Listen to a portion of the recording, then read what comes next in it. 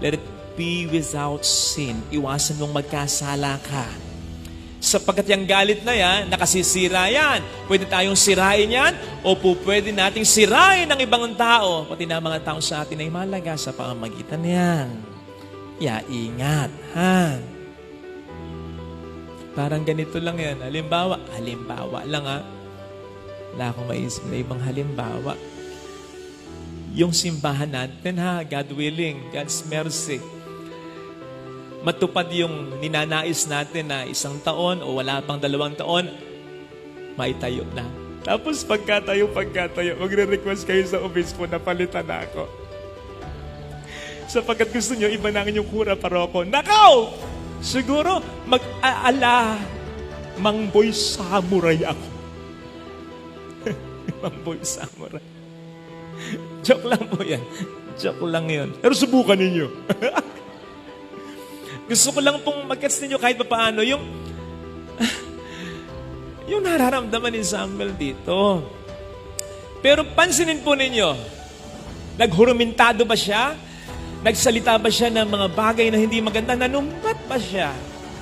Hindi. Bagamat may tendency sapagkat displeased na siya. Pero hindi yun humantong sa ganon. Sapagkat ang lahat ay binaling niya sa Panginoon. His anger led him to prayer. Ibinaling niya sa Panginoon at unti-unti nang humupa ang kanyang emosyon. Na kahit pa, yung ninanais sanang tugon ni Samuel mula sa Panginoon ay hindi gayon. Kasi ang ninanais siyempre ni Samuel, pagalitan ng Diyos sa mga Israelita, parusahan sila. Pero anong sabi ng Panginoon? Diyos, ibigay mo ang gusto nila. Di ba, kung minsan kapag tayo nagagalit, kaya tayo nag-share sa iba, humahanap tayo ng kakampi. Hindi siya kinampihan dito. Ibigay mo ang ninanais nila. Pero humupa kahit paano yung damdamin niya. Lalo pat narinig niya mula sa Diyos, hindi naman ikaw ang nire-reject nila. Ako. I I believe, pwede rin natin i-claim ito. Lalong-lalo na kapag galit na tayo. Umuusok ng ilong natin sa galit, namumulan ng ating mga mata. Ano? Yung parang, ayan na, sasabog ka na. Ipagpasa Diyos. Let go and let God. Na para bang, Lord, galit na galit po ako. Gusto kong magsalita ng hindi maganda. Gusto kong gumawa ng masama. Pero bahala ka na. Bahala ka na sa kanya. Kunin mo na siya. Ay, joke. Seriously, when we entrust everything to God, I tell you, makikita po natin na siya na talaga unti-unti ang bahala sa lahat. Yun naman ang sabi niya. Di ba't ang sabi ng Panginoon? Ipagdasal ninyo ang mga umuusig sa inyo. Palagay ko ang sense nito ay hindi lamang yung mahalin natin, maging yung kaaway natin, mahalin natin ang kapwa natin. Palagay ko ang sense din nito ay yung maramdaman natin at paniwalaan natin na ang Diyos na ang bahalang mag-render ng justice sa mga masamang ginawa sa atin. Kasi po pwede natin sabihin, ano, ganun lang yun? Ganun lang ba yun, Panginoon?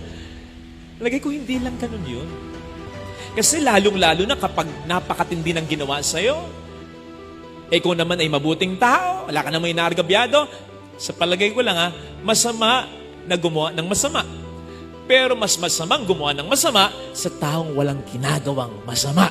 At marami pang ginagawang mabuti sa iyo at sa kapwa. So palagay ko kapag ganyan ang mga atraso,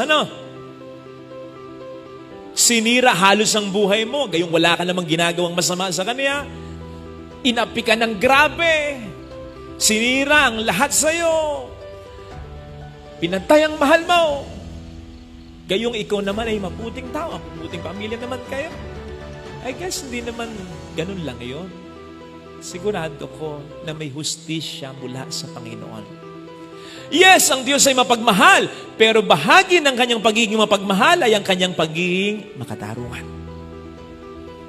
Kasi kung i-construe natin ang pagmamahal ng Diyos sa parang okay na lang ang lahat, imagine, ang hirap-hirap magbakabuting tao. Tapos, Sa langit, magkikita-kita lahat tayo kahit yung sinasabi mo at iniisip mo talaga naman sa mga tao na parang demonyong nagkatawang tao. Ba't nandyan siya?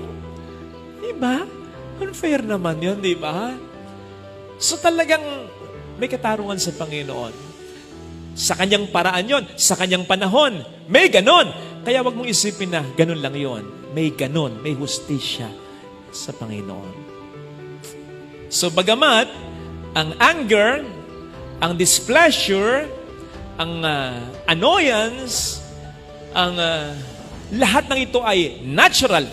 Tulad ng sabi natin, sana wag nating panatilihing natural, on the level of the natural.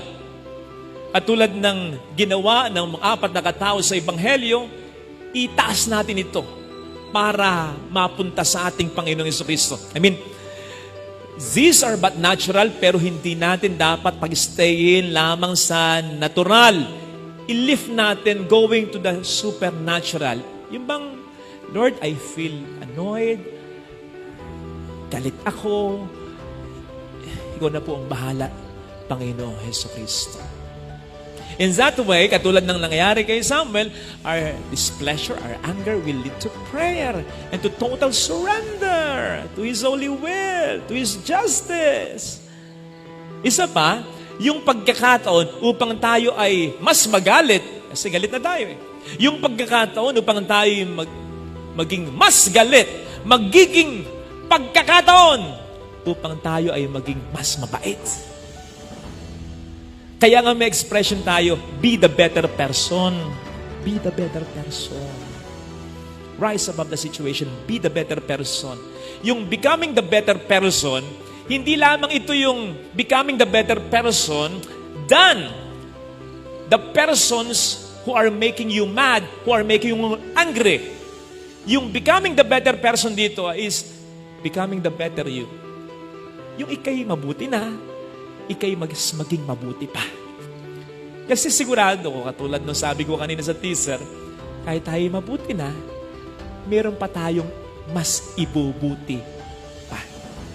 At ang sikreto para magawa yan, yung gumawa tayo ng lalong mas mabuti pa. Mabuti ang maging mabuti sa mga tao sa atin ay mabuti. Pero iba yung level. Mas lalong mabuti yung maging mabuti rin tayo sa mga tao na hindi sa atin mabuti.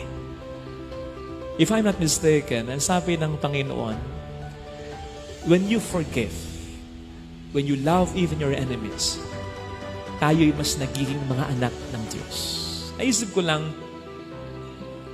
kanina ko pa rin iniisip, hindi naman yung sinabing kapag nagbibigay tayo, tayo mas nagiging mga anak ng Diyos. Mga anak na tayo ng Diyos eh. Katulad ng sinabi ko, last Sunday ba yon? Walang problema, tayo ba ay anak ng Diyos? Pero ang problema at ang tanong ay, are we pleasing children in the eyes of God? So, tayo ay mas nagiging mga anak ng Diyos, ang sabi ng Panginoon, kapag tayo gumagawa rin ng mabuti, kahit sa mga tao hindi sa atin mabuti. Kasi gano'n ang Panginoon, mabuti siya, hindi lang sa mabubuti, kundi pati na sa mga hindi mabubuti. Ito sana mga kapatid ang ating pagdasal sa ating banal na pagdiriwang sa araw-araw, lalong-lalo na't kapag tayo napapaligiran ng mga taong mahirap pagpasensyahan. Yung mga taong nakasasakit ang ating kalooban, sikapin nawa natin na yung ginagamit na pagkakataon, maging ang mga tao na ginagamit ng demonyo para pasamain tayo, sa tulong at awa ng Diyos ay maggamit natin upang tayo mas maging mabuting tao.